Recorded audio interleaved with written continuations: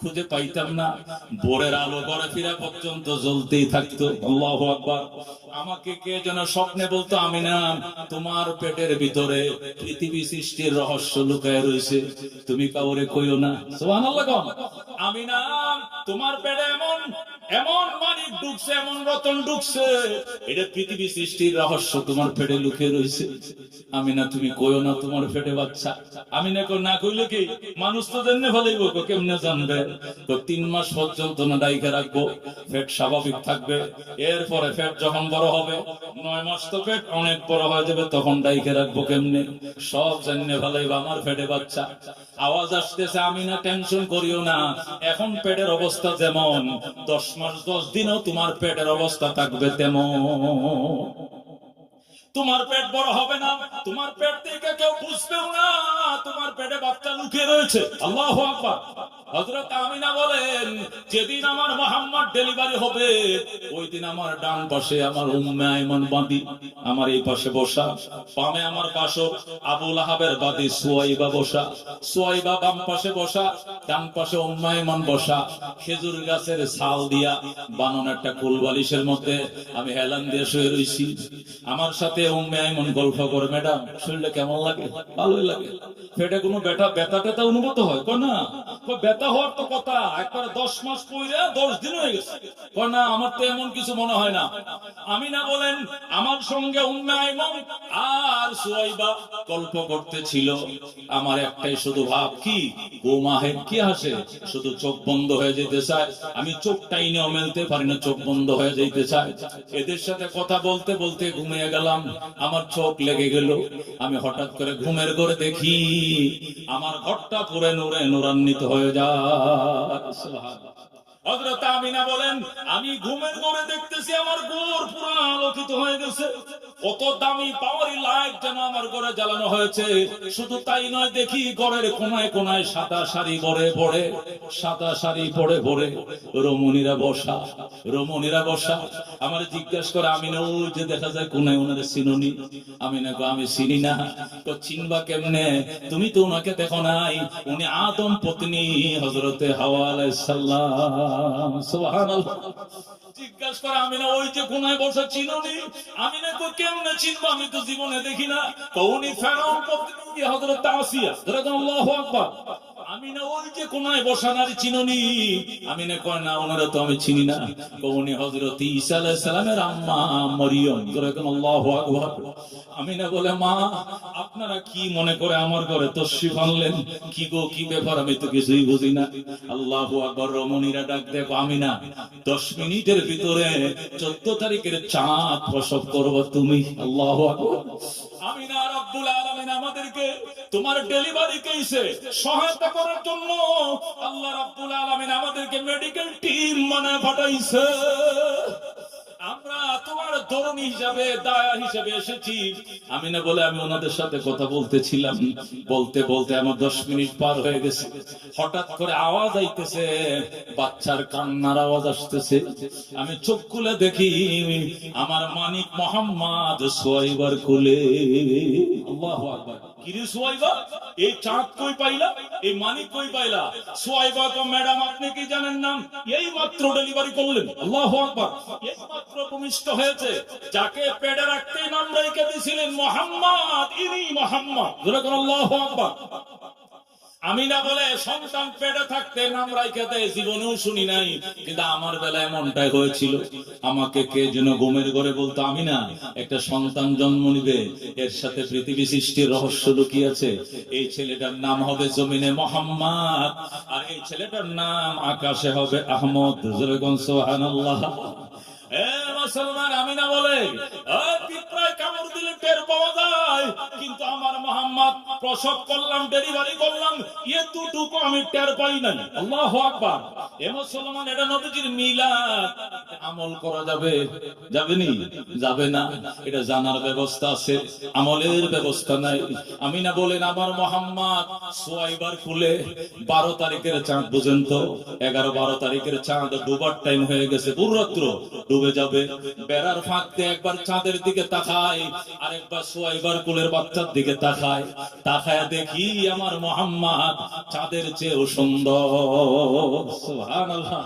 আমি ছায়া থেকে আকাশের চাঁদটা এখনো আছে, জাবালে আবু কুবাইসের পিছন দিয়ে চাঁদ আছে, চাঁদের চেয়ে আমার মোহাম্মদ সুন্দর। আল্লাহু আকবার। এ কথাটাই বলেছেন আমাদের জাতীয় কবি, বিদ্রোহী কবি কাজী নজরুল ইসলাম।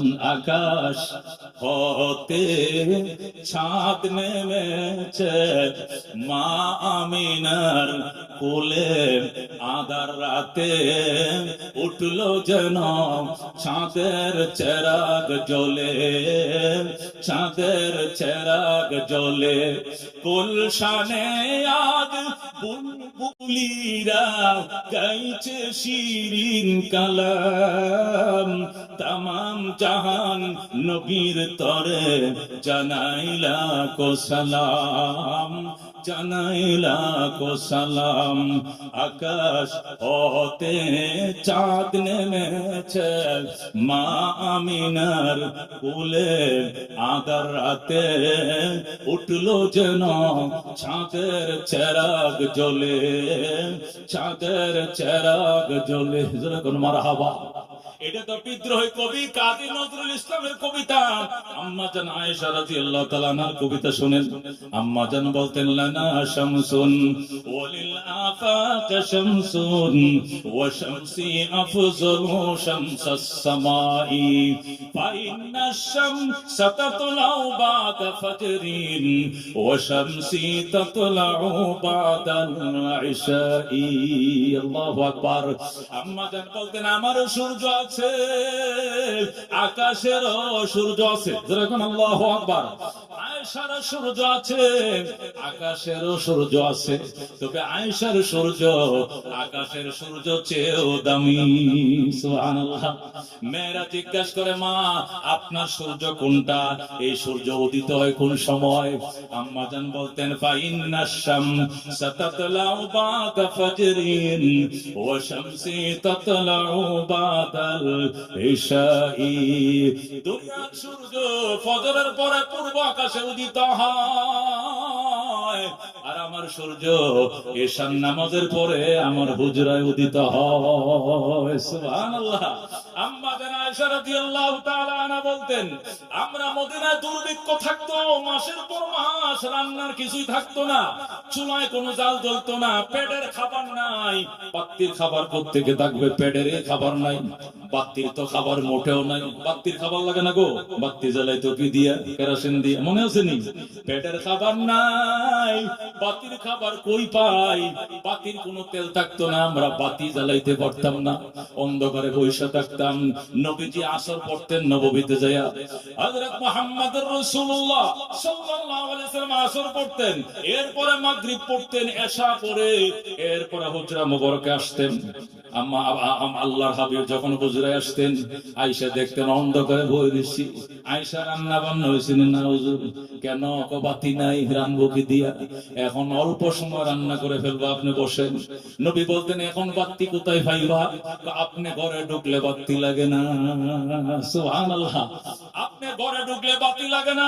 আল্লাহর হাবিব সাল্লাল্লাহু আলাইহি ওয়াসাল্লাম ঘরে ঢুকতেন, আম্মা জান বলতেন, একটা সুই পর্যন্ত হারিয়ে গেলে এটি খুঁজে পাওয়া যাইতো।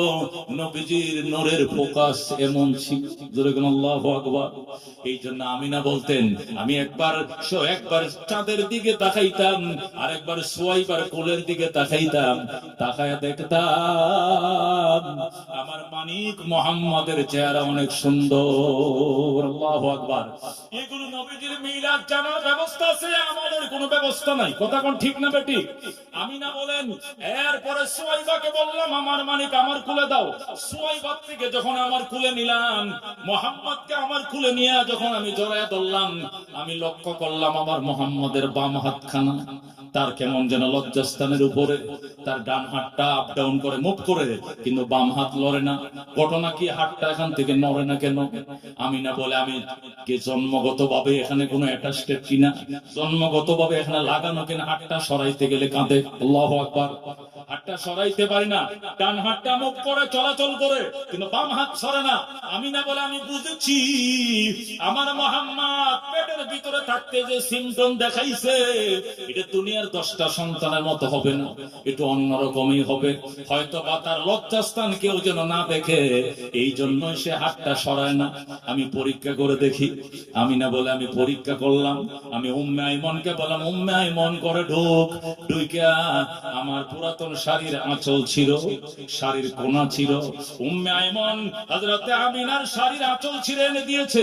আল্লাহর হাবিবের আম্মা হযরতে আমিনা ওই আঁচলটা তার 1 ঘন্টা শিশুকে যখন লুঙ্গির মতো গামছার মতো পড়ায় দিছে, এই কাপড়টা পেঁচায় দিতে দেরি হলো, নবীজির হাত সরাইতে দেরি হয় না।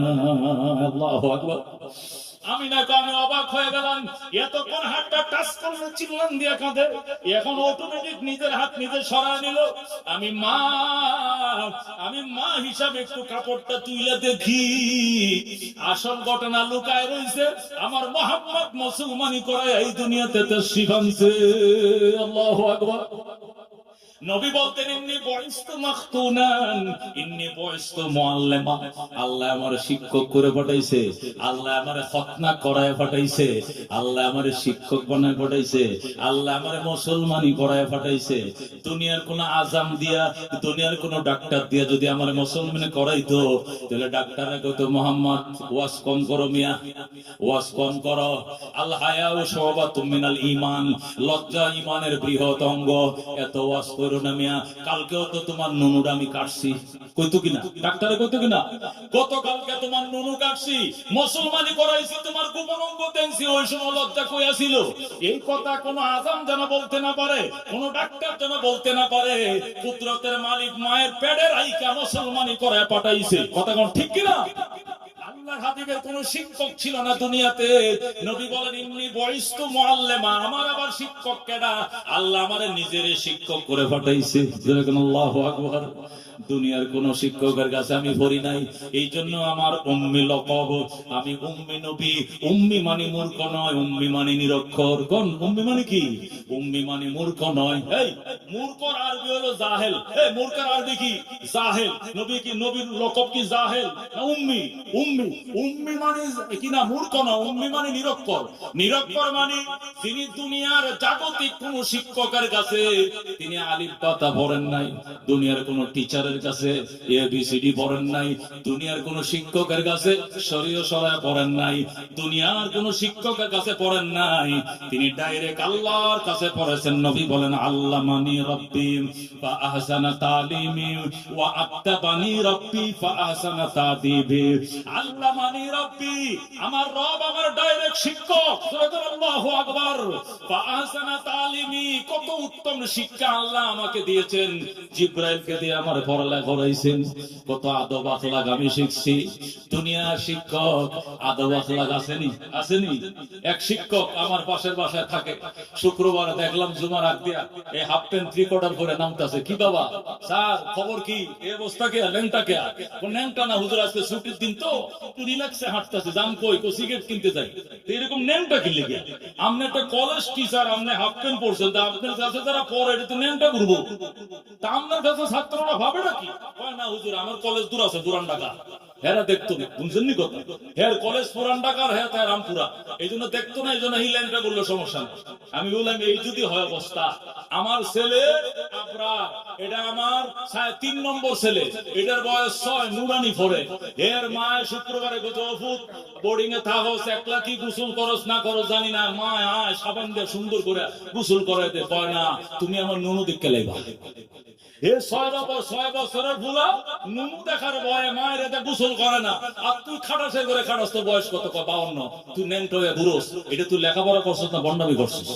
হে মুসলমান, আল্লাহর হাবিবের আদব কেমন ছিল, আখলাক কেমন ছিল, শিক্ষক কেমন ছিল, টিচার কেমন ছিল, এবার আন্দাজ করে দেখো মিয়া। কিছু পাকনা পণ্ডিত বাড়িছে আলেম লাগে না, আমরা নিজেরাই তো আলেম মাশাআল্লাহ, 3 চিল্লা দিয়ে সব শিখে লাইছে। হুজুরা জানাজা না পড়ালে বাপের জানাজা আমি পড়ানো, জানাজা শিক্ষকের কাছ থেকে, মুলবির থেকে শিখছো, কথা ঠিক না বেটি? তো চিল্লা দিলে মুলবি লাগে না, একলাই চিল্লাতে, চিল্লা দিবাটা পিকনিক হবে, চিল্লা হবে না, কথা ঠিক। কারণ তোমার আলাম তারায় বল, দরিয়া দেওয়ার মতো তোমার চিল্লার মধ্যে আলেম নাই, তোমার দোয়া কুনুতে বল আলেম নাই, তোমার সূরা কারাত শিক্ষা করার কোনো আলেম নাই, মাসলা মাসাল শিক্ষা করে আলেম নাই। যেভাবে জাহেল গেছিল স্টুক গুতায় রান্না বান্না করে জাহেল বাড়িতে আইসো, টাকা পয়সা খরচ করছে, কোনো লাভ হয় না, কথা ঠিক না বেটি? না আমরা তাতে গ্রুপ, আমরা হুজুর মানি না, আমরা সব জানি। হ্যাঁ, আলেমের দরকার নাই, এলেম শিখলে মনে হয়ে গেছে পুরান কথা। এক বেড়ায় নতুন বিয়া করে শ্বশুর বাড়িতে গেছে, শাশুড়ি ঘরে রাতা মুরগা 1200 টাকা ওই বাজারে বিক্রি করলো। এই মুরগা জবাই করে দিয়া জামাই খান, আপনার লাগে মুরগাটা ভালছিলাম। নতুন জামাই হেরন নায়ের আইসে, বুঝেন না? হেরন নায়ের বুঝেননি? বৌনিয়া পরের বাদে নতুন বেড়াইতে এসে হেরত নায়ের কয়টারে কি কয় আপনার দেশে? তো নায়ের আইসে জামাই বউ, জামাইয়ের জন্য শাশুড়ি ঘরের এত বড় মুরগাটা জবাই করে কয় নতুন কয়েকটা আলু কাইটা দিছি আর হালকা জোল দিছি, মজা জামাই খান। আরে জোল দিয়ে জামাই ভাত খাইছে, পুদা সুরগাতে বাচ্চাছে, একটা মুরগির ফিসল হয় না। কতক্ষণ পরে শাশুড়ি কইলে কি করলেন? মুরগা জবে করলাম, আপনার লাগে একটা টুকরাও লইলেন না। আম্মা মোরগটা হুদাই জবে করছেন, গোশতের থেকে জুলের মজা বেশি, গোশতের থেকে কের মজা বেশি? জুলের মজা বেশি, এই জন্য জুল দিয়ে ভাত খাইলেছি। মুরগের কোনো দরকারে ছিল না, হুদাই জবে করছেন। শাশুড়ি তো তুর মগার ঘরের মগা, তুই অত বড় মগা জানলে তোর কাছে আমি মাইয়া বিয়ে দিতাম বেটা।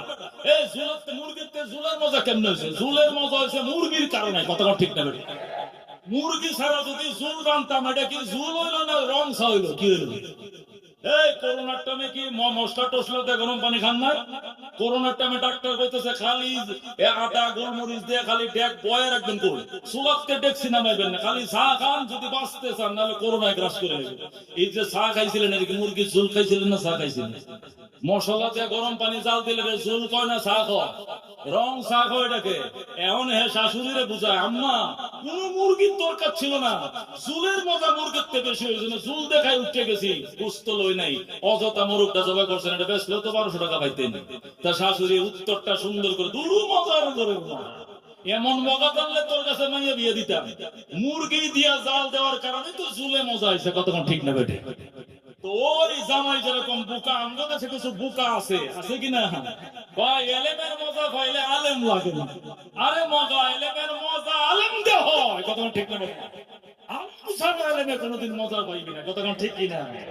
আল্লাহু রাব্বুনা মুহাম্মদ নাবিয়ুনা নাহনু মুতিয়ুহুমা নাহনু কুল্লুন হিজবুল্লাহ লা নাখাফু ইল্লাল্লাহ ওয়া তাসিম বিহাবলিল্লাহ মুজাহিদ ফি দীনিল্লাহ আল জিহাদ সাবিলুনা নুকিমু ফি দীনিল্লাহ লা ইলাহা ইল্লাল্লাহ নুকিমু ফি দীনিল্লাহ লা ইলাহা ইল্লাল্লাহ লাইসাল মুলকু লিজ-জালিম ওয়ালা الملك للخائن لا نخاف امريكا ولا نخاف روسيا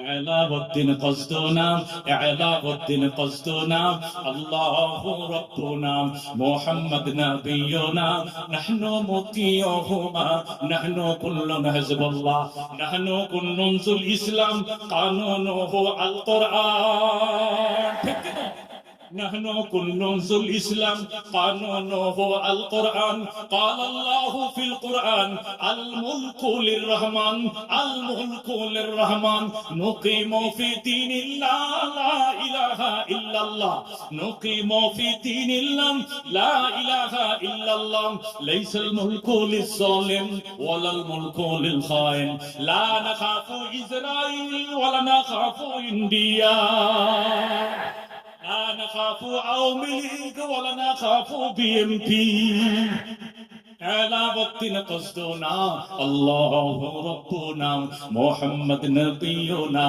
نحن مطيعهما نحن كلنا حزب الله لا نخاف إلا الله واعتصم بحبل الله مجاهد في دين الله الجهاد سابلنا الجهاد سابلنا